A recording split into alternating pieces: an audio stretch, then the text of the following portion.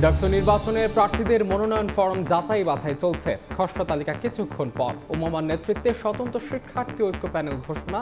শেষ দিনে ডাকসুর ফর্ম তোলার হিড়িক। ২১শে আগস্ট গ্রেনেড হামলা মামলায় সব আসামির খালাসের বিরুদ্ধে আপিলের রায় ৪ সেপ্টেম্বর। প্রতিহিংসার কারণে জড়ানো হয়েছে রাজনীতিবিদদের, দাবি আইনজীবীদের। এনবিআরকে ২ ভাগ করা অধ্যাদেশের সংশোধনীতে উপদেষ্টা পরিষদের অনুমোদন। রাজস্ব নীতির সচিব পদে নিয়োগ হবে যে কোনো ক্যাডার থেকে।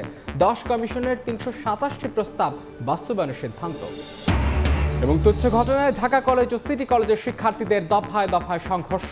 রণক্ষেত্র, রাজধানীর সায়েন্স ল্যাব, নিউ মার্কেট এলাকা, আহত বেশ কয়েকজন।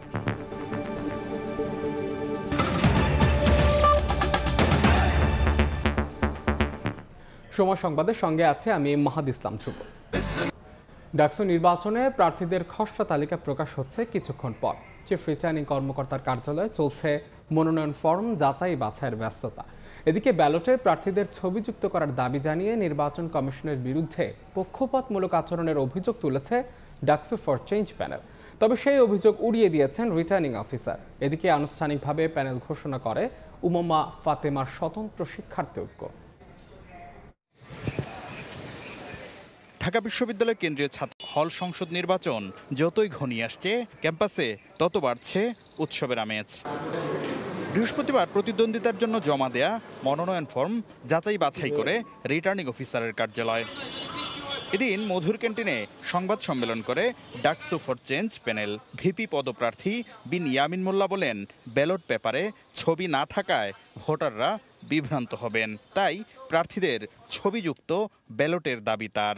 যে একটি দলের চাওয়ার প্রেক্ষিতে তাদের প্রভাবের কারণে ডাকসুর মনোনয়ন জমা দেওয়ার সময় একদিন বাড়িয়ে দেওয়া হয়। ৪০,০০০ ভোটারের যে দাবি, প্রার্থীর যে দাবি, যৌক্তিক দাবি আমরা বলতেছি যে আপনারা নাম ব্যালট নাম্বারের পাশে ছবি যুক্ত করেন, এইটা তারা যুক্ত করতেছে না। এদিকে অপরাজয় বাংলার পাদদেশে আনুষ্ঠানিকভাবে প্যানেল ঘোষণা করেন উমামা ফাতেমা নেতৃত্বাধীন স্বতন্ত্র শিক্ষার্থী ঐক্য।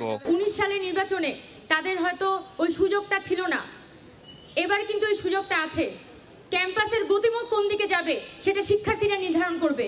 কোনো ছাত্র রাজনৈতিক সংগঠন নির্ধারণ করবে না, কোনো সাদা দল নীল দল নির্ধারণ করবে না। প্রতিটি পরিসরে এই নারীদের অংশগ্রহণ থাকবে। এভাবে তারা নারীদেরকে এক্সপ্রেস করে দিতে চায়। এটা এই ঢাকা বিশ্ববিদ্যালয়ের শিক্ষার্থীদের সিদ্ধান্ত।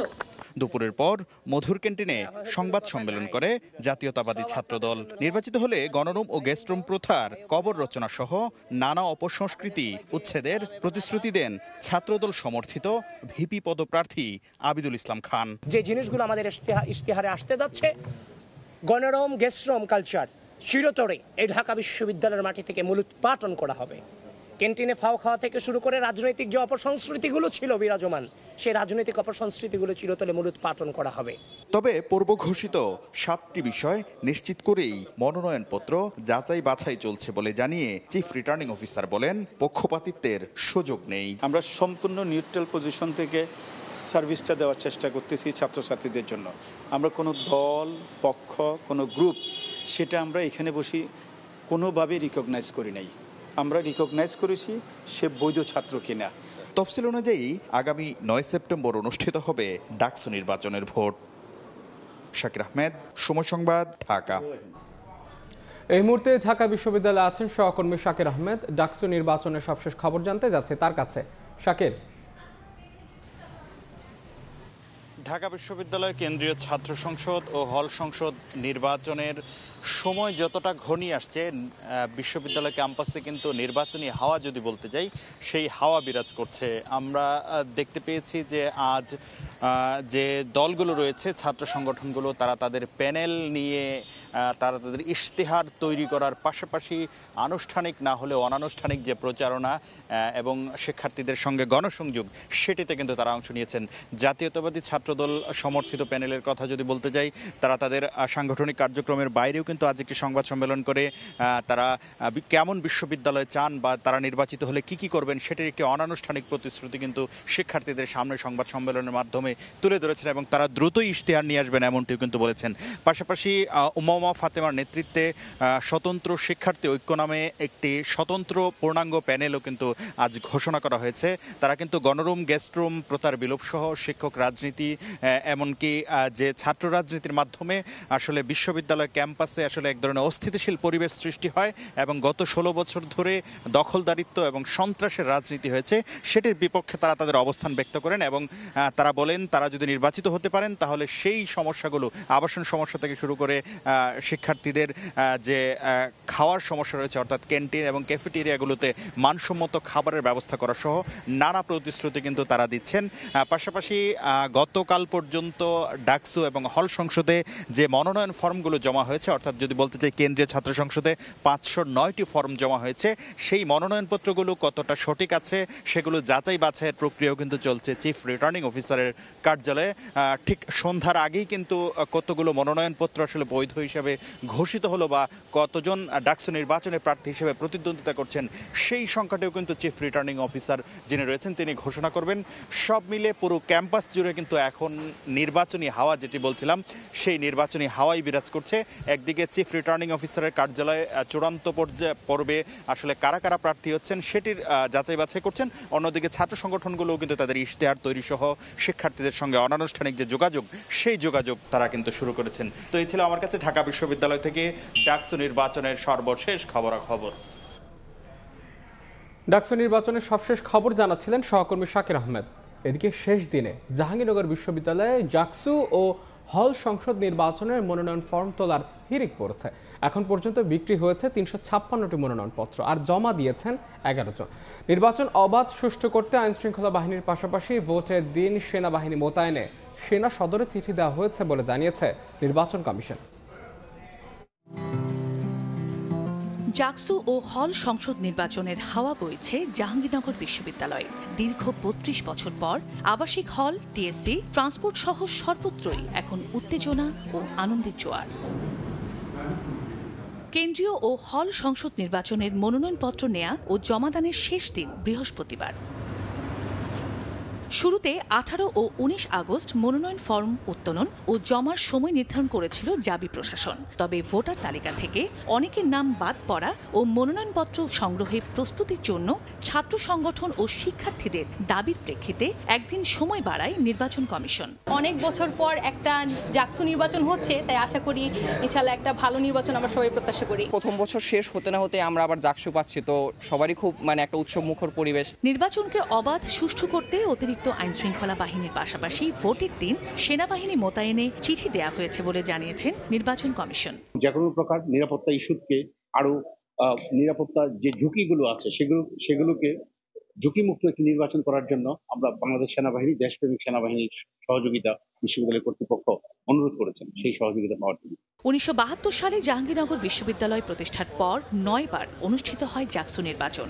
সবশেষ 1993 সালের 29 জুলাই এক ছাত্রের বহিষ্কারকে কেন্দ্র করে ছাত্র ও শিক্ষকদের মধ্যে ব্যাপক সংঘর্ষ বাঁধলে সে সময়ের বিশ্ববিদ্যালয় প্রশাসন ডাকসু ও হল সংসদ বাতিল করে। এরপর ডাকসু নির্বাচন আলোর মুখ দেখেনি। সময় সংবাদ, সাভার। সময় ঘোষণা হলেও ফেব্রুয়ারিতে নির্বাচন আয়োজন নিয়ে সংশয় বামপন্থী দলগুলোর। যদিও ভোটের প্রস্তুতিতে পিছিয়ে নেই তারা। বিএনপির সঙ্গে জোটবদ্ধ হয়ে নির্বাচনে গেলে আসন ভাগাভাগি নিয়ে আলোচনার ইঙ্গিত নেতাদের। তবে নির্বাচনকে কেন্দ্র করে বামপন্থী দলগুলো এখনই আলাদা জোট করছে না। মাঠের পরিস্থিতি দেখে পরবর্তী সিদ্ধান্ত নেবেন বাম নেতারা। সানভীর রূপলের রিপোর্ট। কবে হবে নির্বাচন, এই প্রশ্নের উত্তরের খোঁজে নানা জল্পনা কল্পনা জনমনে। নগর থেকে গ্রাম, রাজনীতির মাঠ থেকে প্রান্তিক চায়ের দোকান, সব জল্পনা কল্পনার অবসান ঘটেছে অভ্যুত্থানের 1 বছর পূর্তিতে প্রধান উপদেষ্টা ডক্টর মোহাম্মদ ইউনূসের ঘোষণায়। ফেব্রুয়ারিতেই ত্রয়োদশ নির্বাচনের প্রস্তুতি নিচ্ছে সরকার। 2026 সালের ফেব্রুয়ারি মাসে জাতীয় নির্বাচন অনুষ্ঠানের আয়োজন করেন। দিন তারিখ ঘোষণা না হলেও স্থবিরতা কাটিয়ে যাত্রা শুরু করেছে নির্বাচনী ট্রেন। ঘোষণার পর থেকে ফেব্রুয়ারিতে নির্বাচন ও নির্বাচন পদ্ধতি নিয়ে মতের বিভাজন দেখা যায় রাজনৈতিক দলের মধ্যে। বামপন্থী দলের নেতাদের মধ্যেও সংশয়, শেষ পর্যন্ত গন্তব্যে পৌঁছবে নাকি পরের স্টেশনেই থমকে দাঁড়াবে নির্বাচনী ট্রেন। নির্বাচনী ট্রেন যদি মনে হয় যে কমলাপুর থেকে ছাড়লো, এখন এটা তেজগাঁ পর্যন্ত যে থামবে কিনা, অথবা এয়ারপোর্ট স্টেশনে যে হল করবে কিনা, অথবা মাঝখানে ট্রেনের উপরে দেখা যাবে যে কেউ আবার একটা ব্যারিকেড তৈরি করছে কিনা, সেই সম্ভাবনাকে আমি পুরোপুরি উড়িয়ে দিচ্ছি না, কারণ আমাদের এখনো বহুমাত্রিক চ্যালেঞ্জ আছে। এই নির্বাচনকে বিঘ্নিত করার প্রচেষ্টা নানা গ্রুপ কিন্তু সবসময়ের জন্য করবে, সেইটা যাতে তারা করে সফল না হতে পারে, আমরা যত সময় নির্বাচন করে গণতন্ত্রের পথে হাঁটতে পারি সেই প্রচেষ্টা আমাদের নিতে হবে। তবে এরই মধ্যে ফেব্রুয়ারির সামনে রেখেই নির্বাচন নিয়ে ভাবছে বাম দলগুলো। বিএনপির সঙ্গে থাকা বাম দলগুলো জোটবদ্ধ হয়ে নির্বাচনে গেলে আসন ভাগাভাগি নিয়ে আলোচনা করবে। একক দলগুলো নিজেদের মধ্যে আসন ও প্রার্থী নিয়ে হিসেব কষছে। তবে নির্বাচন কেন্দ্র করে বামপন্থী দলগুলো এখনই আলাদা কোনো জোট করছে না। গণতন্ত্র মঞ্চগতভাবে আমরা আবার একটু আলোচনা করব, মঞ্চগতভাবে নির্বাচনের ব্যাপারে কোনো বোঝাপড়া তৈরি করতে পারি কিনা। এরপরে বিএনপির সাথে যাদের সাথে আমরা যুগপথে ছিলাম তাদের সাথে আমাদের কোনো নির্বাচনী বোঝাপড়ার সমঝোতা হবে কিনা, এটা তো একটা গুরুত্বপূর্ণ আলোচনা, সে আলোচনাগুলো এখনও হয়নি। আমরা নির্বাচনে আমাদের পার্টি প্রস্তুতি নিচ্ছি, আমাদের যে জোট তাদেরকে নিয়ে প্রস্তুতি নিচ্ছি, এবং এর বাইরেও যে বিভিন্ন বাম প্রগতিশীল আরও দল আছে যারা মুক্তিযুদ্ধকে ওন করে, 90-কে ওন করে, 24-কে ওন করে, এই ধরনের শক্তিকে আমরা সমাবেশ ঘটানোর চেষ্টা করছি। 2-1 মাস পরেই মাঠের পরিস্থিতি দেখে নির্বাচন নিয়ে অনেক কিছুই খোলাসা হয়ে যাবে বলে মনে করেন বাম দলের নেতারা। সানবীর রূপল, সময় সংবাদ, ঢাকা। ব্যক্তিগত লোভে তথাকথিত কবি, সাহিত্যিক, শিল্পীরা ফ্যাসিবাদের পক্ষে অবস্থান নিয়েছিলেন বলে মন্তব্য করেছেন বিএনপির সিনিয়র যুগ্ম মহাসচিব রুহুল কবির রিজভী। দুপুরে রাজধানীর তেজগাঁওয়ে প্রামাণ্য চলচ্চিত্র 36 জুলাইয়ের প্রিমিয়াম অনুষ্ঠানে এসব কথা বলেন তিনি। রিজভী বলেন, রানওয়ের পাশে ফ্ল্যাট দেয়া হয়েছিল শিল্প সংস্কৃতি জগতের সেলিব্রিটিদের, যার বিনিময়ে তারা শোক জানিয়েছেন 15 আগস্টে। জুলাই বিপ্লবের মহাকাব্যিক ঘটনায় অংশ নেওয়া সবাই ঐতিহাসিক চরিত্র উল্লেখ করে বলেন, সব দ্রোহের সমষ্টিগত বহিঃপ্রকাশ জুলাই আন্দোলন।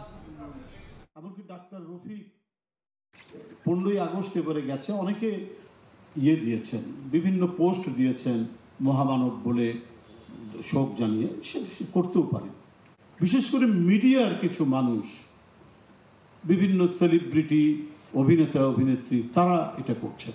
এদের অনেককেই রানওয়ের পাশে, যেটা একেবারেই বেআইনি, সেখানে তাদেরকে প্লট দেওয়া হয়েছে।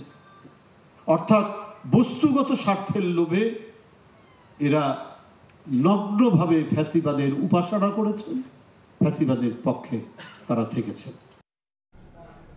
বিচার ও সংস্কারকে পাশ কাটিয়ে সরকার নির্বাচনের দিকে এগোলে দেশের মানুষের আকাঙ্ক্ষা পূরণ হবে না বলে মন্তব্য করেছেন জাতীয় নাগরিক পার্টির সদস্য সচিব আক্তার হোসেন।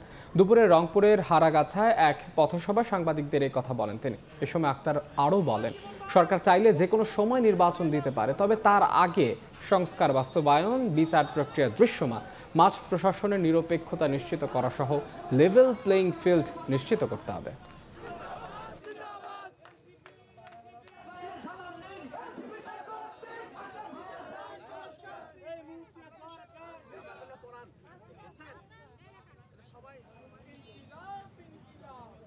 জাতীয় নাগরিক পার্টির তরফে বারবার বলেছি যে সরকার যে নির্বাচনের সময়সীমার কথা বলেছে, যে কোনো সময় নির্বাচন আয়োজন করতে পারে সরকার, কিন্তু তার আগে সরকারের অবশ্য পালনীয় কিছু কর্তব্য রয়েছে। সংস্কারগুলোকে বাস্তবায়ন করা, বিচারকে দৃশ্যমান পর্যায়ে উন্নীত করা এবং মাঠ প্রশাসনের নিরপেক্ষতা নিশ্চিত করা, একটা লেভেল প্লেইং ফিল্ড ইনশিওর করা।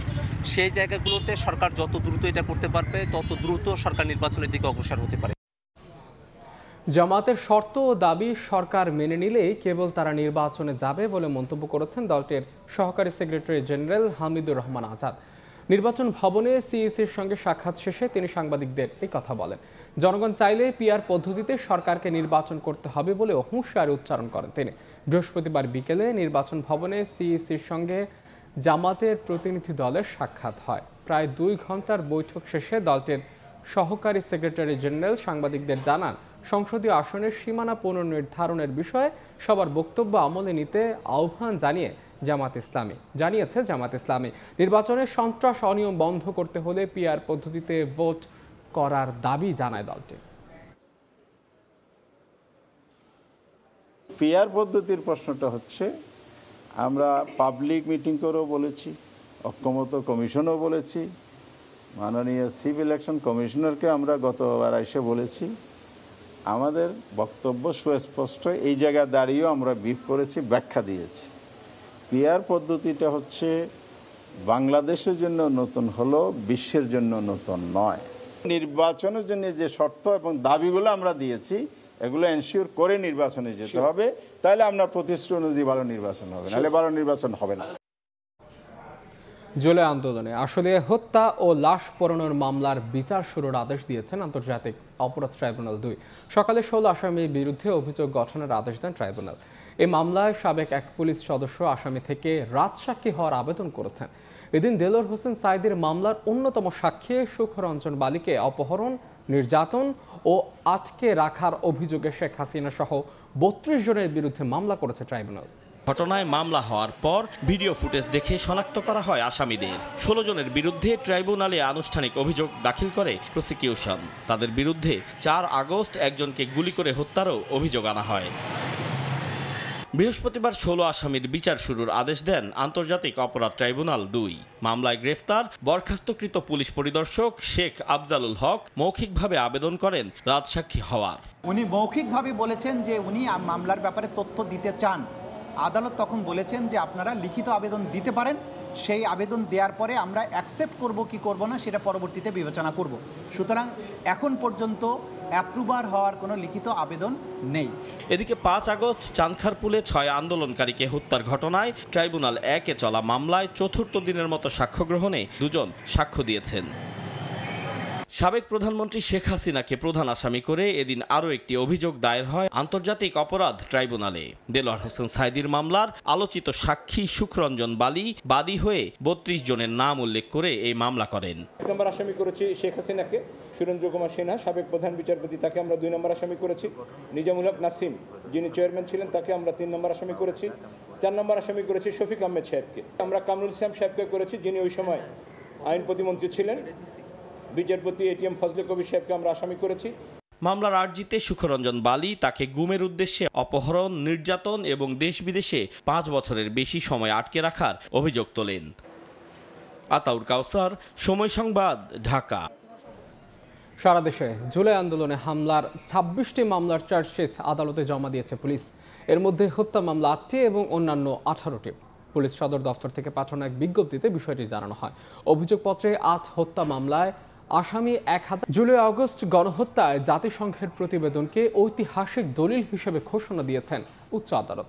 সকালে বিচারপতি ফাহমিদা কাদের ও মুবিনা আফাসের হাইকোর্ট বেঞ্চ এই ঘোষণা দেন। এ সময় ৩ মাসের মধ্যে জুলাই রেভলিউশন ২০২৪ গ্যাজেট করার নির্দেশও দেন হাইকোর্ট।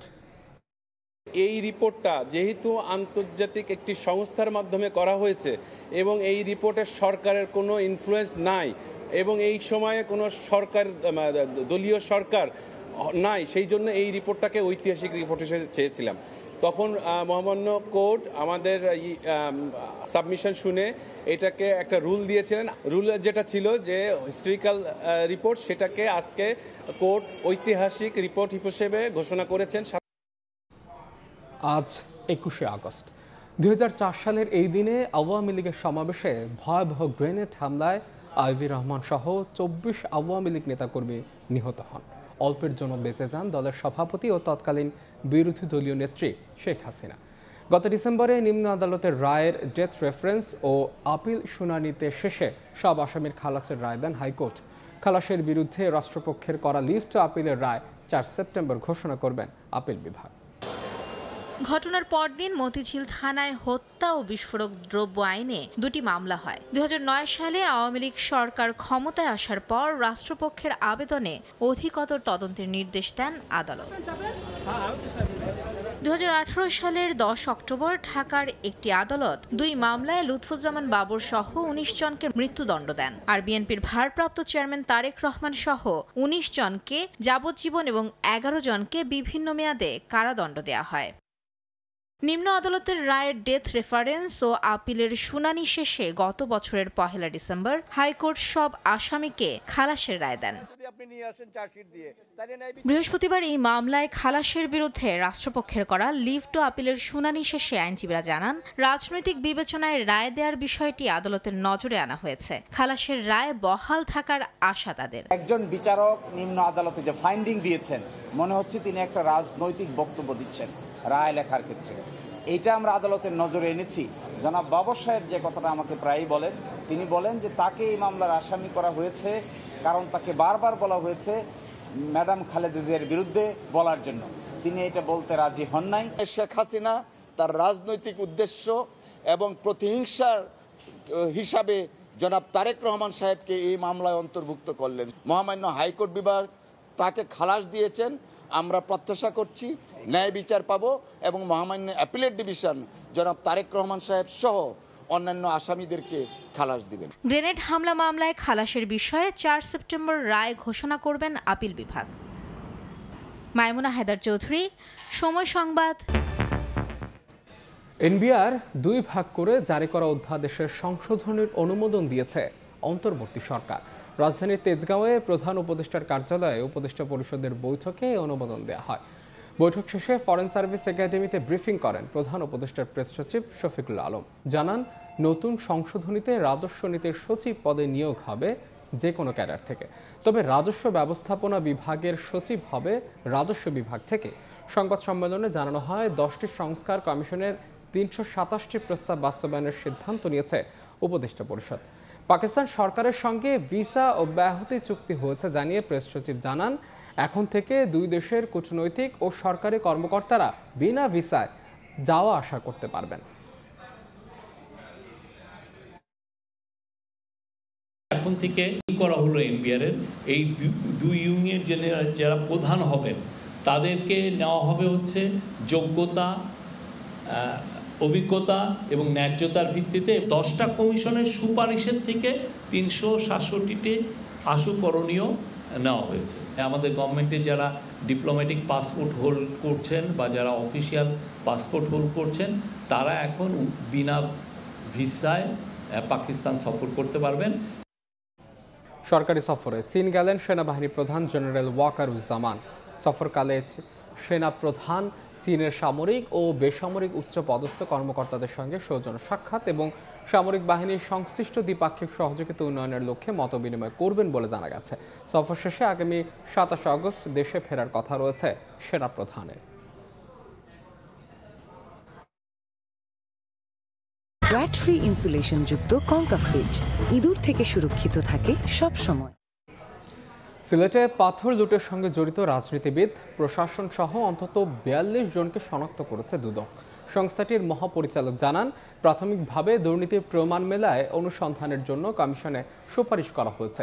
এদিন 615 কোটি টাকা আত্মসাতের অভিযোগে নাসা গ্রুপের চেয়ারম্যান নজরুল ইসলাম মজুমদার সহ 30 জনের বিরুদ্ধে মামলা করেছে সংস্থাটি। সম্প্রতি সিলেটে পাথর লুটের ঘটনায় অভিযান চালিয়ে আলোচনায় সমালোচনায় পড়ে দুদক। তবে অভিযানের পর একে একে বেরিয়ে আসছে থলের বিড়াল।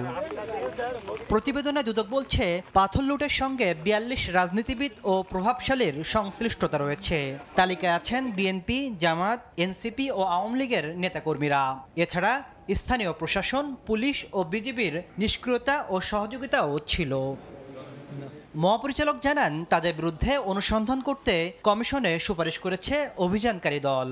সাদা পাথর লুটের ঘটনার সত্যতা পাওয়া গেছে এবং যারা যারা এর সাথে সম্পৃক্ত আছেন তাদের বিষয়ে প্রকাশ্য অনুসন্ধানের সুপারিশ করেই প্রতিবেদন দাখিল করা হয়েছে। এই বিষয়ে কমিশন কর্তৃক যে সিদ্ধান্ত গৃহীত হবে সেটা শীঘ্রই আপনাদেরকে অবহিত করা হবে।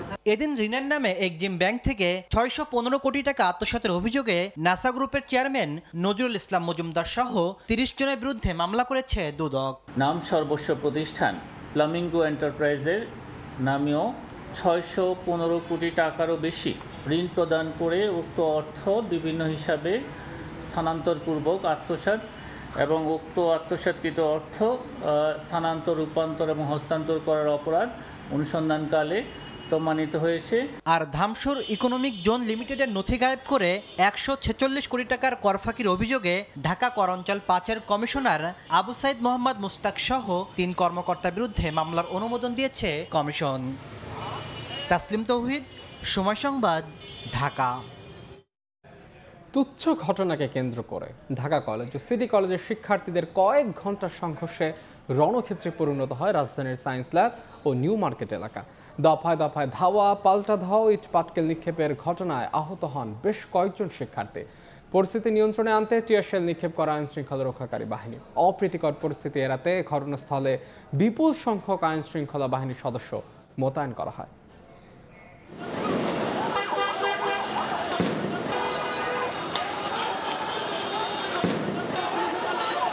ঢাকা কলেজ ও সিটি কলেজের শিক্ষার্থীদের দফায় দফায় সংঘর্ষে রণক্ষেত্রে পরিণত হয় রাজধানীর নিউ মার্কেট ও সায়েন্স ল্যাব এলাকা।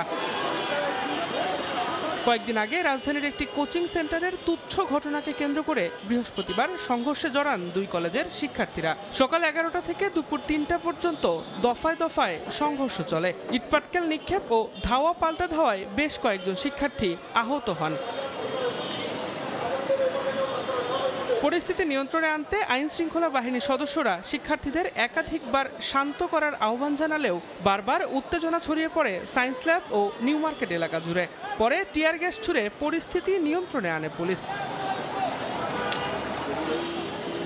ঘটনাস্থল পরিদর্শনে এসে ডিএমপি রমনা বিভাগের উপকমিশনার মোহাম্মদ মাসুদ আলম বলেন, দুই কলেজের শিক্ষার্থীদের মধ্যে আইডি কার্ড নিয়ে ঝামেলা থেকে সংঘর্ষের সূত্রপাত। কয়েকদিন আগে তারা উদ্ভাস কোচিং সেন্টার একসাথে মনে হয় তারা কোচিং করে, এখন ওইখানে কথা কাটাকাটির এক পর্যায়ে হয়তো বা একজন আরেকজনকে চরথাপ্পড় মারে বা ওই যে আইডি কার্ডগুলো নিয়ে নেয়। সকাল থেকে কেন এটা নতুন করে আবার এই উত্তেজনা তৈরি হলো আসলে আমরা এখনো জানি না। এর আগে আমরা বসেছিলাম যে কয়েকটা Dhaka college, city college, ideal কলেজের প্রিন্সিপালদের নিয়ে বসেছিলাম। আমরা প্রয়োজন হলে আবারও বসবো। এই গোড়ায় যদি ঠিক না করা যায় তাহলে হয়তো ভাই ছাত্রদের মধ্যে এই অবস্থানটা চলতে থাকবে। আহতদের ঢাকা মেডিকেল সহ আশপাশের বেশ কয়েকটি হাসপাতালে চিকিৎসা দেওয়া হচ্ছে বলেও জানিয়েছে পুলিশ। দিন মোহাম্মদ সাব্বির, সময় সংবাদ, ঢাকা। 1 মাস পেরিয়ে গেছে মাইলস্টোন ট্র্যাজেডির। দুর্ঘটনায় বেঁচে ফেরা অনেকেই শারীরিকভাবে উন্নতির দিকে, তবে এখনও মানসিকভাবে বিপর্যস্ত সবাই। ভুক্তভোগীদের শীতল নীরব চোখ বলে দেয় ভয়াবহ সেই দিনের দুঃসহ স্মৃতি যেন কখনোই ভোলা সম্ভব নয়। তারপরও স্বাভাবিক জীবনে ফেরার লড়াই চালিয়ে যাচ্ছেন তারা। সেই গল্প জানার চেষ্টা করেছেন আলামিন তুষার, ছবি তুলেছেন অনুপ দত্ত। দুঃসহ সেই স্মৃতি ভুলে স্বাভাবিক হবার চেষ্টা মাইলস্টোনের একাদশ শ্রেণীর ছাত্র সাইমনের। অন্যের বিপদে ঝাঁপিয়ে পড়াই তার নেশা। তাই তো 21 জুলাই যখন যুদ্ধ বিমানটি বিধ্বস্ত হলো তখনও সেটাই করেছে সাইমন। কিন্তু শত চেষ্টার পরও এমন ভয়াবহ দুর্ঘটনা কি আর কাউকে ছাড় দেয়? সেই কারণে নিজে শারীরিকভাবে আহত না হলেও মানসিক যন্ত্রণার কারণে তাকে হাসপাতালে কাটাতে হয়েছে দীর্ঘ সময়। আর্মিরা ছিল, ওদের দেখে দেখে আমি ভিতরে গেছি, বাচ্চাদের উদ্ধার করছে। যেখানে প্লেনটা ক্র্যাশ হয়েছে ওখানে ছোট বাচ্চারা ছিল, ওখানে আমার বোনও থাকতে পারতো। ওই ভয়টা আমার মনের ভিতরে আর কি চলে আসছিল আর কি। নিজের সন্তানের মানসিক অবস্থা নিয়ে দুশ্চিন্তায় পিতা বেলাল। সেদিনের দুর্ঘটনা বারবার তাকেও যেন মনে করিয়ে দেয় তার হারানো বড় সন্তানের কথা। আমার একটা ছেলে মারা গেছে। পরিবারের কাছে ঢাল হয়ে থাকা এই বাবার লুকোনো চোখের পানি বলে দেয় একটি দুর্ঘটনা কতটা মানসিকভাবে বিপর্যস্ত করে দিয়েছে পুরো পরিবারটিকে। বাঁচাও, আমার বুক ব্যথা, যন্ত্রণা, এই আমার শ্বাস বন্ধ হয়ে গেছে, আমি শেষ হয়ে যাচ্ছি। আর যখন তার টমাটা উঠতো সে পুরো বাঁকা হয়ে যেত, হাত পা কিছু লড়াইতে পারতো না। প্রায় একই রকম অবস্থা সেদিনের সেই ঘটনা থেকে বেঁচে ফেরা কিংবা অবলোকন করা অনেকেরই। কেউ কেউ যেমন নিজের সন্তানকে ক্লাসে ফেরাতে বেগ পাচ্ছেন, তেমনি হারানো সন্তানের জীবন যে অমূল্য সেই পরম সত্যটাও মনে করিয়ে দিলেন অনেকেই। কি বলবো আসলে বলার মতো না, যাদের গেছে সেটা তো অকল্পনীয়। নিজের সামনে জুনিয়রদেরকে পুরার যে কষ্টটা ওটা আসলে বলায় ভাষায় প্রকাশ করার না। এখন যখন স্কুলে যাওয়ার কথা বলতেছে যে না আমার অনেক বন্ধুরা মারা গেছে, আমি যাব না, যদি আবার প্লেন পর আমি কিভাবে বাচ্চা ফিরবো। ওখানে উপস্থিত ছিল ওই সব বাচ্চাগুলো অনেক ভয় পেয়ে আছে। একই অবস্থা মাইলস্টোনের কর্মকর্তা কর্মচারীদেরও। কিন্তু জীবন তো আর থেমে থাকে না, তাই দ্রুত সবকিছু স্বাভাবিক করতে নানান ধরনের কাউন্সেলিং সেশনের ব্যবস্থা করেছে প্রতিষ্ঠান। ট্রমাতে তো আমরা নিজেরাও আছি, সো এই ট্রমা তো কাটিয়ে উঠতে হবে। বাচ্চাদের জন্য সাইকিয়াট্রিস্ট আমরা কাউন্সেলিং অফিস খুলেছি। যে সমস্ত প্যারেন্টস এখনো ট্রমাতে সাফার করতেছে তাদেরকে কাউন্সেলিং করা হচ্ছে। এর সঙ্গে পুরোপুরি একমত জাতীয় মানসিক স্বাস্থ্য ইনস্টিটিউটের এই সহকারী অধ্যাপক। বললেন, দ্রুত স্বাভাবিক জীবনে ফেরা গেলেই ভয়াবহ সেই স্মৃতি থেকে দূরে থাকা সহজ হবে। যাদের ধরুন আগে থেকে স্ট্রেস আছে বা মানসিক রোগের কিছু লক্ষণ ছিল, তাদের কিন্তু দীর্ঘমেয়াদী একটা প্রতিক্রিয়া মানে থাকবে এবং এই রোগটা কন্টিনিউ হতে পারে। যতই তারা এখন কাজকর্মবিহীন থাকবে তাদের মধ্যে হতাশাটা আরও বেড়ে যাবে। মাইলস্টোন ট্র্যাজেডিতে যারা সন্তান হারিয়েছেন সেই ক্ষতি আর কখনোই পূরণ হবে না, কিন্তু এমন দুর্ঘটনা যাতে আর কখনোই না ঘটে সে বিষয়ে সজাগ থাকতে হবে দায়িত্বশীলদের। আল আমিন তুষার, সময় সংবাদ, ঢাকা। দেশের ৯৮% শিশুর রক্তে মিলেছে সীসার উপস্থিতি। এই শিশুদের বেশিরভাগেরই বসবাস রাজধানী ঢাকায়। সম্প্রতি আইসিডিডিআরবির এক গবেষণায় উঠে এসেছে তথ্য, শিশু স্বাস্থ্যের এমন ভয়ানক বিপর্যয় ঠেকাতে সীসা নির্ভর শিল্প কারখানা জনবহুল এলাকা থেকে সরিয়ে নেয়ার পরামর্শ গবেষকদের। মাইমুনা হায়দার চৌধুরীর প্রতিবেদন।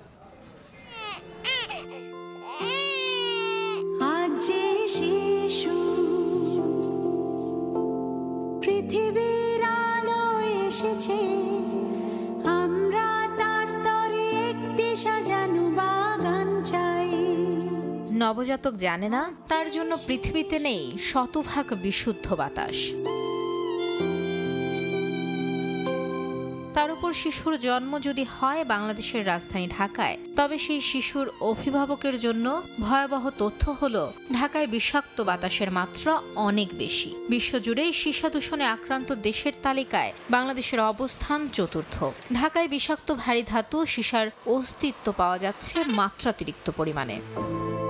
সম্প্রতি আইসিডিডিআরবি ৫০০ শিশুর উপর ২ বছর ধরে গবেষণা চালায়। এদের মধ্যে ৯৮% শিশুর রক্তে মাত্রাতিরিক্ত সীসার উপস্থিতি পায় সংস্থাটি। যদিও রক্তে সীসার কোনো নিরাপদ মাত্রা নেই, তবে শিশুদের প্রতি লিটার রক্তে ৩৫ মাইক্রোগ্রামের বেশি সীসার উপস্থিতি উদ্বেগজনক বলে মনে করে যুক্তরাষ্ট্রের Centers for Disease Control and Prevention CDC.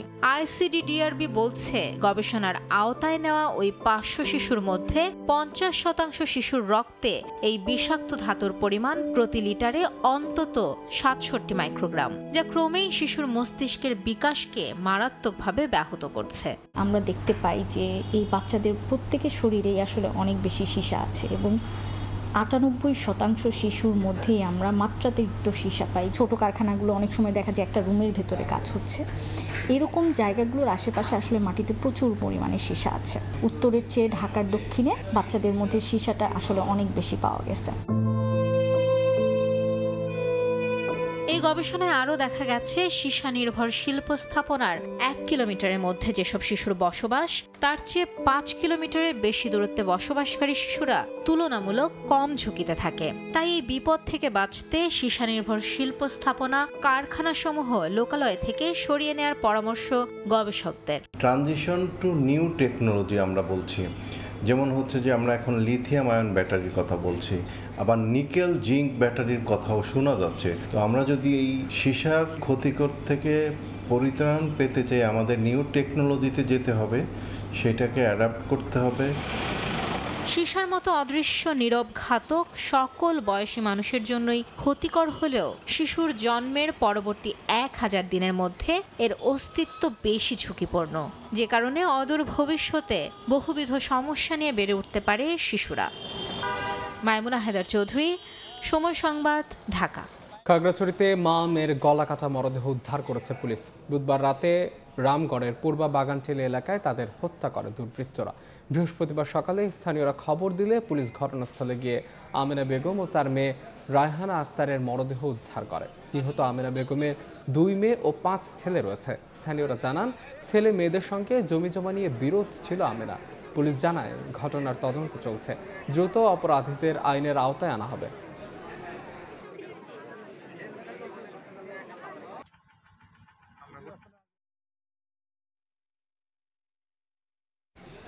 সময় সংবাদ আরও থাকছে।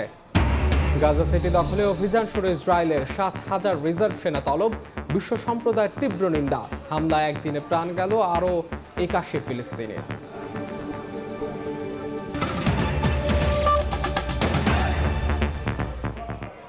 দেরি হয়, চালককে ওয়াশরুমে রেখে গাড়ি নিয়ে ঢাকার উদ্দেশ্যে রওনা হয় ৪ বন্ধু। মুন্সিগঞ্জে ঢাকা মাওয়া এক্সপ্রেসওয়েতে প্রাইভেট কার উল্টে প্রাণ গেল ৩ জনের। আহত হয়েছেন ১ জন। পেছনের চাকা ফেটে নিয়ন্ত্রণ হারিয়ে ঘটে এই দুর্ঘটনা। এদিকে ঝিনাইদহের মহেশপুরে বাস ট্রাকের সংঘর্ষে ১৫ জন আহত হয়েছেন। ঢাকা মাওয়া এক্সপ্রেসওয়েতে আবারও মৃত্যুর মিছিল। দেরি হওয়ায় চালককে মুন্সিগঞ্জের শ্রীনগর ফিলিং স্টেশনের ওয়াশরুমে রেখে গাড়ি নিয়ে ঢাকার উদ্দেশ্যে রওনা হয় 4 বন্ধু। মাত্র 1.5 কিলোমিটার এলাকা যাওয়ার পর ঢাকা মাওয়া এক্সপ্রেসওয়ের 16 ঘর এলাকায় পৌঁছালে পেছনের চাকা ফেটে বেপরোয়া গতির প্রাইভেট কারটি নিয়ন্ত্রণ হারায়। সড়ক বিভাজনের রেলিংয়ের সঙ্গে ধাক্কা লেগে উল্টে যায় গাড়িটি। এতে ঘটনাস্থলেই 2 বন্ধু তানজিল ও আরমান নিহত হন। আহত দুজনকে উদ্ধার করে শ্রীনগর স্বাস্থ্য কমপ্লেক্সে নিয়ে গেলে সাইরা নামে আরও একজনকে মৃত ঘোষণা করেন চিকিৎসক।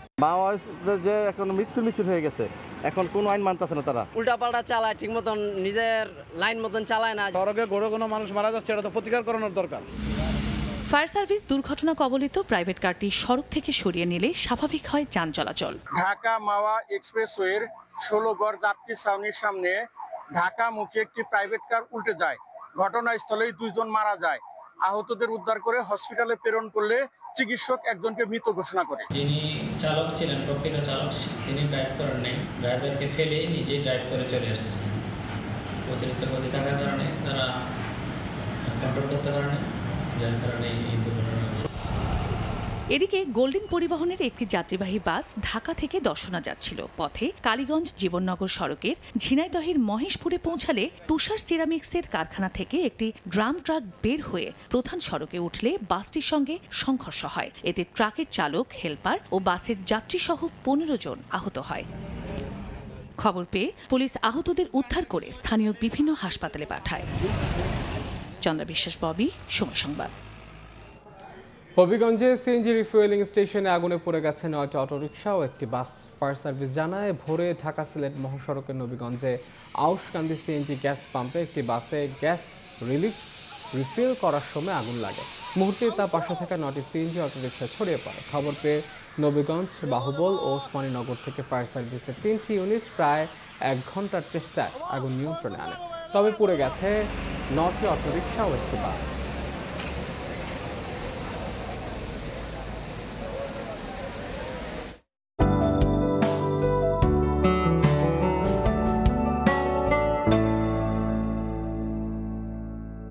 দেখে নেব আজকের বাতাসের মানসূচক।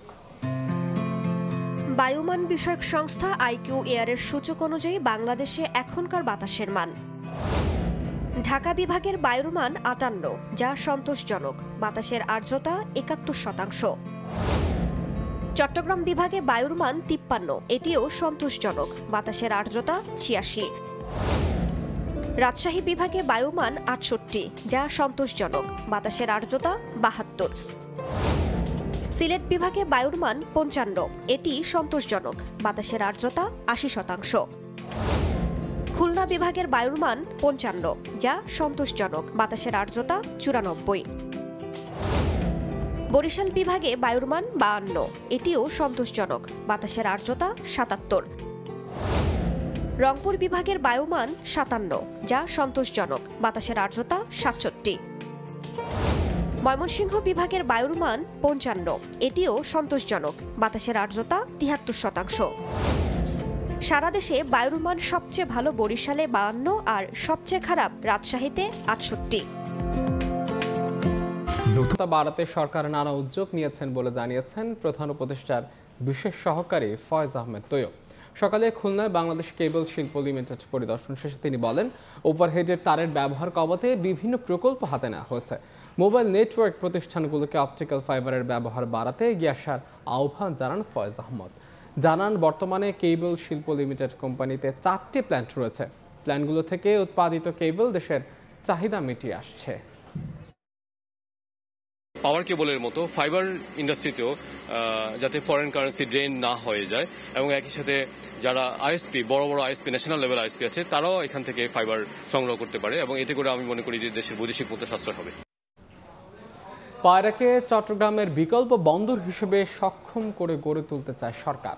পায়রা বন্দরের প্রথম টার্মিনালের জেটি ও ব্যাকআপ ইয়ার্ড নির্মাণ শেষ। চলছে ব্রিজ ও 6 লেনের রাস্তা তৈরির কাজ। আগামী জুলাই আনুষ্ঠানিকভাবে কার্যক্রম শুরুর প্রত্যাশা বন্দর কর্তৃপক্ষের। আধুনিক ও পরিবেশ বান্ধব পায়রা সমুদ্র বন্দর আনুষ্ঠানিকভাবে চালুর পরিকল্পনা 2026 সালের জুলাইয়ে। এর মধ্যেই আয়তনে দেশের সর্ববৃহৎ বন্দরটি দৃশ্যমান। শেষ হয়েছে প্রথম টার্মিনালের 650 মিটারের জেটি, কন্টেনার ও বাল্ক পণ্য খালাসে বিশাল ব্যাকআপ ইয়ার্ড। এই একটি জেটিতেই একসঙ্গে ভিড়তে পারবে 200 মিটারের 3টি জাহাজ। অবকাঠামোগত উন্নয়ন এখন পর্যন্ত 90%। বড় কাজের মধ্যে বাকি রয়েছে 6.35 কিলোমিটারের 6 লেনের সংযোগ সড়ক ও আন্ধারমানিক নদীর ওপর ব্রিজ নির্মাণ। এই মুহূর্তে আমাদের যে কানেক্টিভিটি আছে, এই কানেক্টিভিটি দিয়ে কিন্তু আমরা গাড়িবাহী জাহাজ আমরা এখন আনতে সক্ষম। এখন পর্যন্ত 13,000 কোটি টাকা খরচে গড়ে তোলা বন্দরটি চালু হলে প্রথম বছরেই নিট আয়ের প্রত্যাশা 650 কোটি টাকা। এছাড়া রাজস্ব মিলবে প্রায় 6,000 কোটি টাকা। তার পরের বছর আমরা দেখলাম যে সেখানে প্রায় 750 কোটি টাকার মতো হয়, গভর্নমেন্ট ইনকাম হয়ে যায় প্রায় 60,000 কোটি টাকার উপরে। দেশে অর্থনৈতিক কর্মযোগ্য সম্প্রসারিত হওয়ায় এ বন্দরকে ইতিবাচক হিসেবেই দেখছেন দেশের শীর্ষ ব্যবসায়ীরা। এখানে গভর্নমেন্ট থেকে ডিসাইড করতে হবে যে কোন পোর্টটা কারা ব্যবহার করবে। দেখা যাচ্ছে কন্টেনারের জন্য হয়তো চিটাগাং ইউজ করলাম, ব্রেক বাল্কের জন্য হয়তো পায়রা ইউজ হলো। বন্দর চেয়ারম্যান জানান, শিল্প সম্প্রসারণের সুযোগ, নদীপথে মালামাল পরিবহন, বড় জাহাজ হ্যান্ডলিং সুবিধা সহ প্রথম গ্রিন পোর্ট হিসেবে সেবা দেবে পায়রা বন্দর। আমাদের সাউথ সেন্ট্রাল রিজিয়নের উন্নতির জন্য এই একটা পোর্ট বিশাল ভূমিকা রাখবে এবং এটার কমার্শিয়াল প্রসপেক্ট আমি খুবই সম্ভাবনাময় দেখছি। মেঘনা নদীর অববাহিকায় এ বন্দরটির প্রধান চ্যালেঞ্জ, বড় জাহাজ প্রবেশের জন্য 10 মিটার গভীরতা নিশ্চিতে প্রতিনিয়ত করতে হবে ড্রেজিং। তবে কর্তৃপক্ষ বলছেন, ড্রেজিং ব্যয় আয়ের সঙ্গে সমন্বয় করা হলে কয়েক বছরের মধ্যেই লাভজনক হয়ে উঠবে এ বন্দর। অবকাঠামোগত প্রায় 90% কাজ শেষ পায়রা সমুদ্র বন্দরের। বাকি 10% কাজ শেষ করে আগামী বছরের মাঝামাঝি অপারেশনাল কাজ উদ্বোধন করতে চান কর্তৃপক্ষ। তবে সবচেয়ে বড় বাধা হয়ে দাঁড়াবে ভাঙ্গা কুয়াকাটা 2 লেনের মহাসড়ক। সংকীর্ণ এই রাস্তা দ্রুত 6 লেনে উন্নীত করার দাবি সংশ্লিষ্টদের। পায়রা সমুদ্র বন্দর থেকে কাজল আব্দুল্লাহ, সময় সংবাদ, পটুয়াখালী। দেশের বাইরের খবর, গাজা সিটি দখল ও নিয়ন্ত্রণে পরিকল্পিত স্থল অভিযান শুরু করেছে ইসরায়েলি সেনাবাহিনী। পরিকল্পনার অংশ হিসেবে 60,000 রিজার্ভ সেনা তলব করেছে তেল আবিব। আতঙ্কে শহর ছাড়ছেন হাজার হাজার ফিলিস্তিনি। হামলায় একদিনে 81 জন নিহত হয়েছেন। এদিকে নেতানিয়াহুর বিরুদ্ধে গ্রেফতারি পরোয়ানা জারির কারণে আন্তর্জাতিক অপরাধ আদালতের উপর নিষেধাজ্ঞা দিয়েছে যুক্তরাষ্ট্র। গাজায় দিনের পর দিন বেড়েই চলেছে ইসরায়েলি আগ্রাসনের মাত্রা। বৃহস্পতিবার সকালে দক্ষিণাঞ্চলীয় খান ইউনিসে বিমান হামলা চালায় নেতানিয়াহু বাহিনী। এতে হতাহত হয়েছেন বহু ফিলিস্তিনি। খান ইউনিসে হামলার পাশাপাশি গাজা সিটি দখলে প্রথম ধাপের স্থল অভিযান শুরু করেছে ইসরায়েলের সেনাবাহিনী। তারা উপত্যকাটির উপকণ্ঠে অবস্থান নিয়েছে। আইডিএফ এর একজন সদস্য জানান, মূল অভিযানের ক্ষেত্র তৈরির জন্য জেইতুন ও জাবালিয়া এলাকায় অভিযান চালাচ্ছে সেনারা। হামাসের টানেল ও অস্ত্রাগার ধ্বংসের দাবিও করা হয়েছে। পরিকল্পনার অংশ হিসেবে 60,000 রিজার্ভ সেনা তলব করেছে তেল আবিব। এর বাইরে 20,000 সেনার দায়িত্বের সময়সীমাও বাড়ানো হয়েছে। 5টি ডিভিশন এই অভিযানে অংশ নেবে। ইসরায়েলের প্রধানমন্ত্রী বিনিয়ামিন নেতানিয়াহু বলেছেন, যুদ্ধ দ্রুত শেষ করার জন্য সময়সূচি সংক্ষিপ্ত করা হয়েছে। পরিস্থিতি অত্যন্ত বিপজ্জনক ও অস্থিতিশীল হওয়ায় শহর ছাড়তে বাধ্য হচ্ছেন হাজারো ফিলিস্তিনি। গাজা সিটি দখলের চেষ্টার মাঝে ইসরায়েলের মন্ত্রিসভা বুধবার E1 বসতি প্রকল্পে সবুজ সংকেত দিয়েছে। পূর্ব জেরুজালেমের কাছের এই অঞ্চল দখল মানে কার্যত পশ্চিম তীরকে 2 ভাগে কেটে ফেলা। বিচ্ছিন্ন হয়ে পড়বে রামাল্লা আর বেতলেহেমের ভৌগোলিক যোগসূত্র। 2 দশক ধরে স্থগিত থাকা এই প্রকল্প পুনরায় অনুমোদিত হওয়ায় ফিলিস্তিন রাষ্ট্রের স্বীকৃতির সম্ভাবনা আরও সংকীর্ণ হচ্ছে বলে শঙ্কা করা হচ্ছে। এদিকে নেতানিয়াহু ও তার প্রাক্তন প্রতিরক্ষা মন্ত্রীর বিরুদ্ধে গ্রেফতারি পরোয়ানা জারির দায়ে আন্তর্জাতিক অপরাধ আদালতের 4 জন বিচারক ও প্রসিকিউটরের উপর নিষেধাজ্ঞা জারি করেছে যুক্তরাষ্ট্র। পররাষ্ট্রমন্ত্রী মার্কো রুবিও এই সিদ্ধান্তের পেছনে আদালতকে জাতীয় নিরাপত্তার হুমকি এবং আইন বিরোধী কার্যক্রমের হাতিয়ার হিসেবে আখ্যায়িত করেছেন। আইসিসি এই পদক্ষেপকে তার স্বাধীনতা ও নিরপেক্ষতার উপর সরাসরি আক্রমণ হিসেবে অভিহিত করেছে। মালিহা সুহরওয়ার্দী, সময় সংবাদ। খেলার খবর, একদিনের বিশ্রাম শেষে বাহরাইনে অনুশীলন করেছে বাংলাদেশ অনূর্ধ্ব 23 ফুটবল দল। প্রথম ম্যাচের ভুল শোধরানোয় এদিন বেশি মনোযোগী ছিলেন ফুটবলার ও কোচিং স্টাফরা। প্রথম ম্যাচে হারলেও দ্বিতীয় ম্যাচে জয়ের প্রত্যাশা সাইফুল বারী টিটুর দলের। শুক্রবার বাহরাইনের বিপক্ষে দ্বিতীয় প্রীতি ম্যাচে লড়বে বাংলাদেশ অনূর্ধ্ব 23 ফুটবল দল। বাহরাইনে প্রচণ্ড গরম উপেক্ষা করে চলছে বাংলাদেশ অনূর্ধ্ব 23 দলের প্রস্তুতি ক্যাম্প। এশিয়ান কাপ বাছাই পর্ব শুরুর আগে নিজেদের সর্বোচ্চ প্রস্তুত করছে সাইফুল বারী টিটুর দল। প্রথম ম্যাচে বাহরাইনের বিপক্ষে হারলেও পরের ম্যাচে ঘুরে দাঁড়াতে চায় বাংলাদেশ। তাই একদিনের বিশ্রাম শেষে আবারও মাঠে নিজেদের ঝালিয়ে নিয়েছেন তপু নোভারা। বাংলাদেশ থেকে র্যাঙ্কিংয়ে যোজন এগিয়ে বাহরাইন, তাই ম্যাচের ফলাফলের চেয়ে নিজেদের পারফরমেন্সে মনোযোগী রিমন তানিনরা। তাই গেল ম্যাচের ভুল নিয়ে ফুটবলারদের সঙ্গে কাজ করেছেন কোচিং স্টাফরা। বাহরাইনের বিপক্ষে শেষ ম্যাচে ক্লিনশিট রাখতে রক্ষণভাগে বাড়তি গুরুত্ব দিয়েছে বাংলাদেশ, যা কাজে লাগাতে চায় এশিয়ান কাপের বাছাই পর্বের ম্যাচে। ছেলেদেরকে বোঝানোর চেষ্টা করেছে আসলে আমাদের দুর্বলতাগুলো, এবং ওগুলো নিয়ে কাজ হয়েছে এবং আলহামদুলিল্লাহ ছেলেরা ভালো কাজ করেছে এবং কোচও খুশি আমাদের আজকে ট্রেনিং সেশনের পর। ইনশাআল্লাহ সামনের ম্যাচগুলোতে আমরা আরো ভালো করব। 12 দিনের ক্যাম্পের শুরুতে বৈরী আবহাওয়ার সঙ্গে লড়াই করলেও এখন অনেকটাই মানিয়ে নিয়েছে সাইফুল বারীর শিষ্যরা।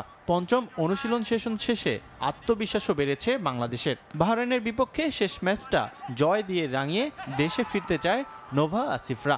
ভুলগুলো ছিল, আমরা ওই ভুলগুলো নিয়ে আজকে আমরা কাজ করেছি এবং গতকালকে আমাদের রিকভারি সেশন ছিল। তো আমাদের নেক্সট ম্যাচে আমরা যেরকম গেম প্ল্যানিং নিয়ে খেলবো। অনেক গরমের মধ্যেও আমরা কষ্ট করে যাচ্ছি, তো এটা মনে করতেছে আমাদের জন্য একটা ভালো দিক, কারণ এখানে এএফসিতে আমাদের যেই মানে টিমের সাথে খেলা, তো এই মানের টিমের সাথে আমরা এখানে খেলতে পারতেছি, তো এটা আমাদের জন্য একটা গ্রেট অপরচুনিটি।